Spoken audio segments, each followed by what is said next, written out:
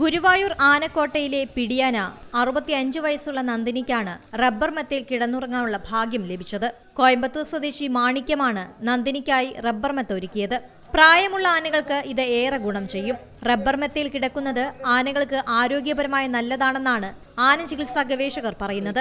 എഴുന്നേൽക്കുമ്പോൾ കാലുകൾ മണ്ണിൽ പൂഴ്ന്നു പോകില്ല. പാദരോഗത്തിൽ നിന്ന് ആനകൾക്ക് രക്ഷപ്പെടാനും സഹായിക്കും. മെത്ത വെള്ളമൊഴിച്ചു കഴുകി വൃത്തിയാക്കാനുമാകും. നൈലോണും റബ്ബറും കൂട്ടിച്ചേർത്താണ് റബ്ബർ മെത്തയുടെ നിർമ്മാണം. മീറ്ററിന് 4850 രൂപയാണ് വില.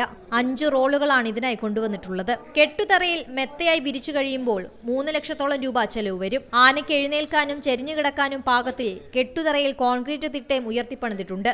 അതിനു മുകളിലാണ് റബ്ബർ മെത്ത വിരിച്ചിരിക്കുന്നത്. ആലുവയിലെ റബ്ബർ ഓൺ മലബാർ എന്ന സ്ഥാപനത്തിൽ നിന്നാണ് ഇവ കൊണ്ടുവരുന്നത്. ആനക്കോട്ടയിലെ എല്ലാ ആനകൾക്കും റബ്ബർ മെത്ത വിരിക്കാൻ ദേവസ്വം നേരത്തെ ആലോചിച്ചിരുന്നെങ്കിലും നടപടിയുണ്ടായില്ല. ആനകൾക്ക് ശരിക്കും നീരാടാൻ ഒരു കുളം, മുമ്പിങ്ങനെ ചളി കെട്ടിക്കിടന്ന കുളമായിരുന്നു. അത് നല്ല രീതിയിൽ പരിഷ്കരിച്ച് ഒരേ സമയത്ത് തന്നെ 5 ആനകൾക്ക് വരെ ഇറങ്ങി കുളിക്കാവുന്ന രീതിയിൽ അത്രയും മാറ്റം വരുത്താൻ നമുക്ക് കഴിഞ്ഞിട്ടുണ്ട്.